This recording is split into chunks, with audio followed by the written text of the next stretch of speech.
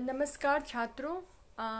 अब आज हम लोग डिस्कस करेंगे बाबा साहब भीमराव अंबेडकर बिहार विश्वविद्यालय के पोस्ट ग्रेजुएशन पीजी के दूसरे सत्रार्ध के 5वें पत्र के बारे में। चूँकि परीक्षाएं ख़त्म हो गई हैं प्रथम सेमेस्टर की, और अब जो है नई कक्षाएं शुरू हो गई हैं, तो इसी संदर्भ में हम शुरू करते हैं। बहुत ही संक्षेप में और बिल्कुल केंद्रित होकर हम इसे डिस्कस करेंगे। तो 5वें पत्र में आपका जो विषय है वह है जो पहला विषय है वह है 1857 ईस्वी की क्रांति और हिंदी प्रदेश का नवजागरण। इसके साथ ही यही टॉपिक थोड़ा और बढ़ा है। इसमें है भारतेंदु मंडल के साहित्यकार और भारतेंदु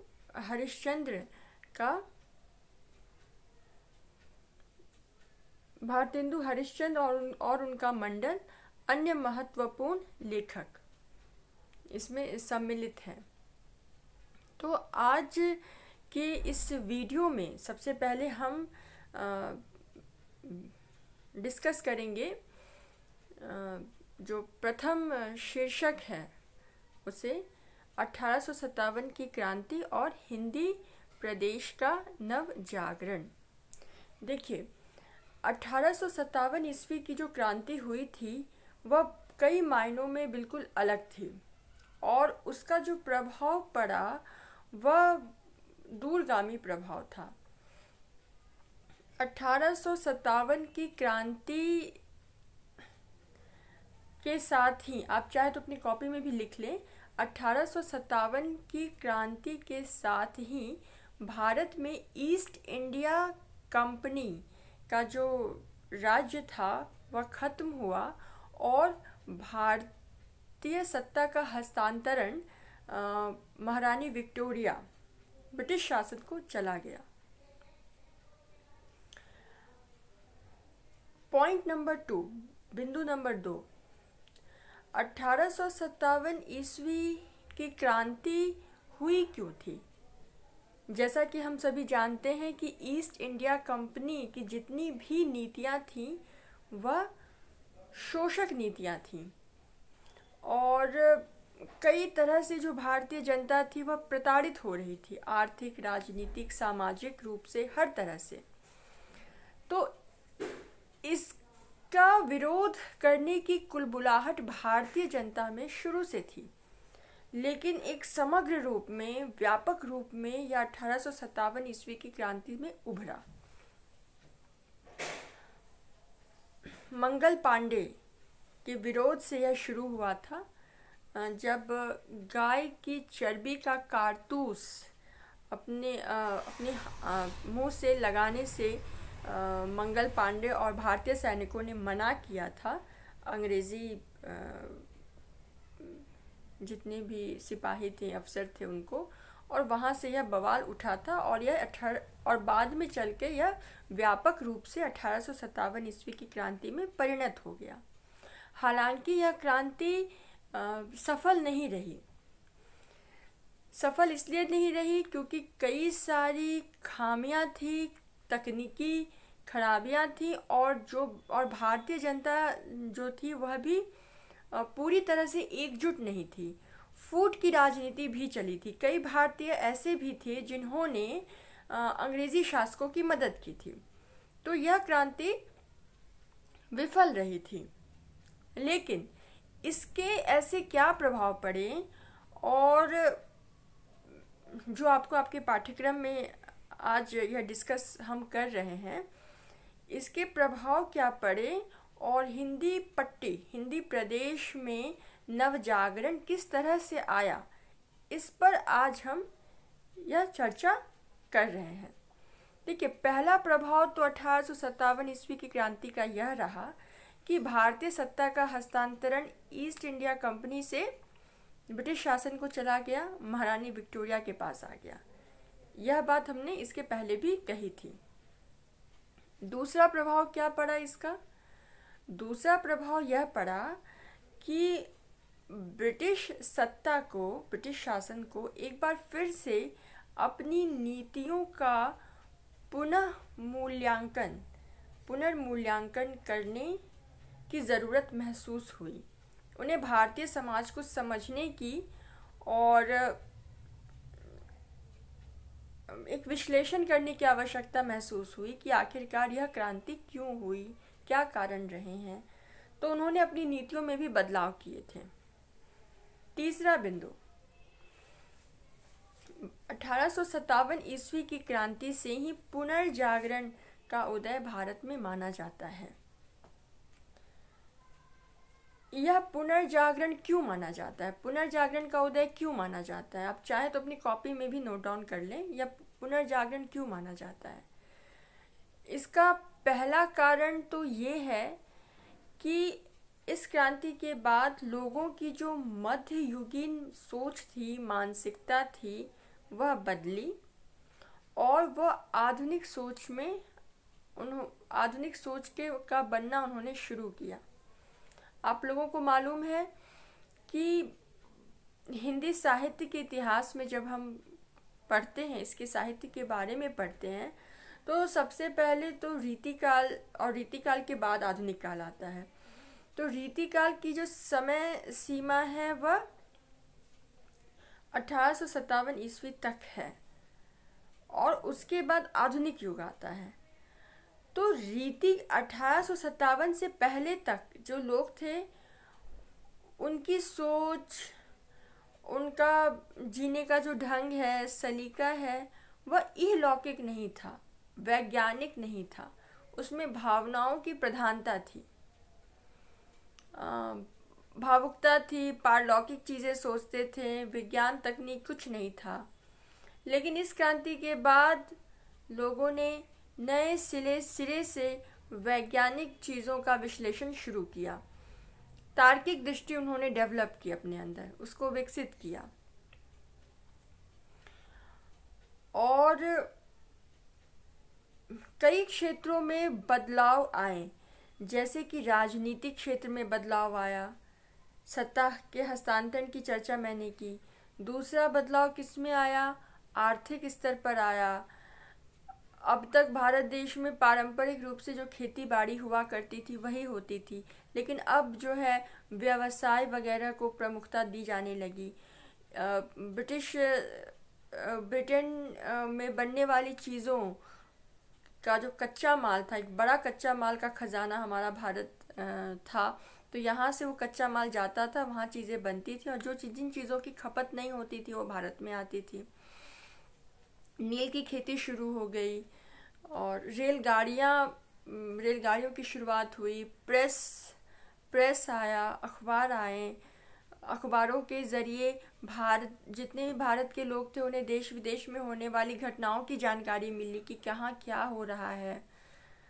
और टेलीग्राम का विकास हुआ, पत्राचार का विकास हुआ। तो इन सब ने एक सामूहिक भूमिका निभाई भारतीय लोगों में एक नई तकनीकी सोच, नई वैज्ञानिक सोच को विकसित करने की।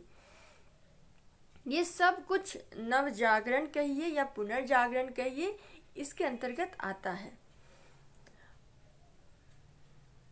थोड़ा सा रुक के अगर मैं एक बात और कहना चाहूँगी कि जो मध्यकालीन जड़ता थी, जितनी भी परंपराएं आ रही थी, जैसा कि आपको पता है सती प्रथा थी, विधवा पुनर्विवाह हमारे देश में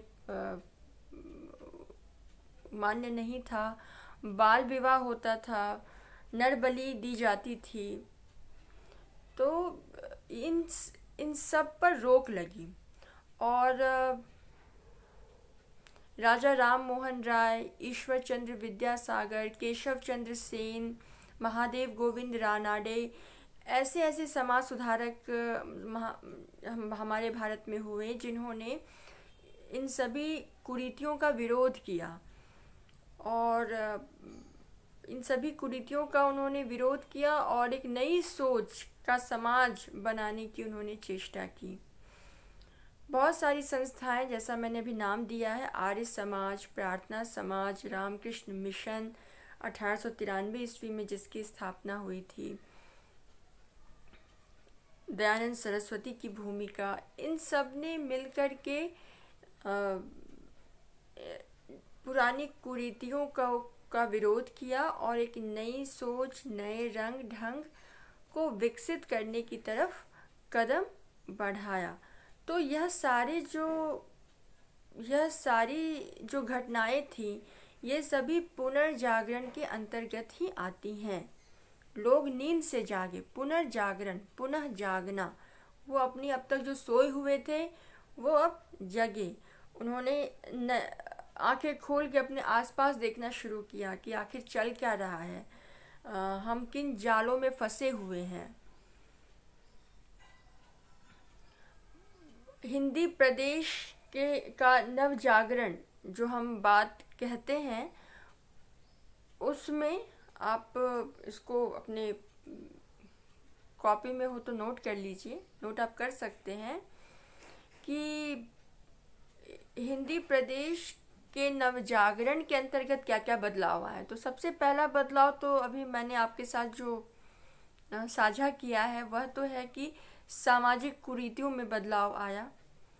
जो भी कुरीतियाँ रही वो सब अब खत्म हुई।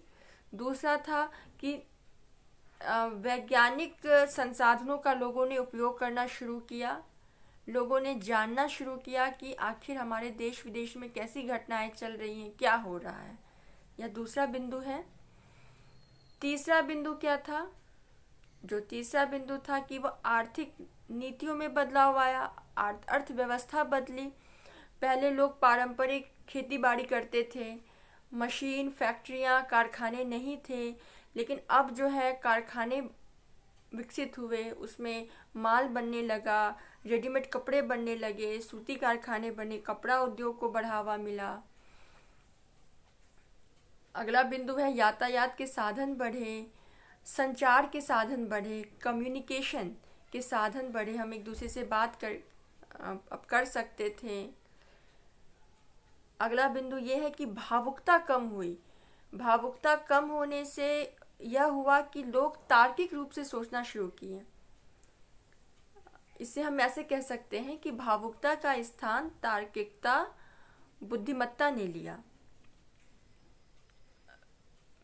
और अगला जो अब चूंकि हम लोग तो हिंदी साहित्य का पीजी का जो यह सिलेबस है वह पढ़ रहे हैं, तो इसी में जो 5वां पत्र है उसमें जो हिंदी प्रदेश का नवजागरण विषय आपको पढ़ना है, उसमें एक चीज़ और जोड़ी जा सकती है कि हिंदी प्रदेश के नवजागरण का प्रभाव इसकी भाषा पर भी पड़ा।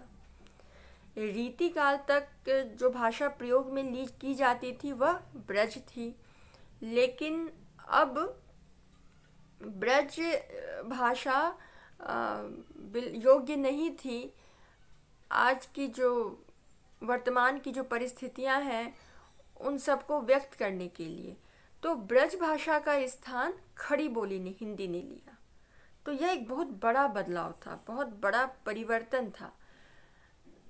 और इस परिवर्तन के जनक ब्रज भाषा की जगह जो हिंदी भाषा का प्रयोग होने लगा, तो हिंदी गद्य के जनक हम कह सकते हैं भारतेंदु हरिश्चंद्र थे।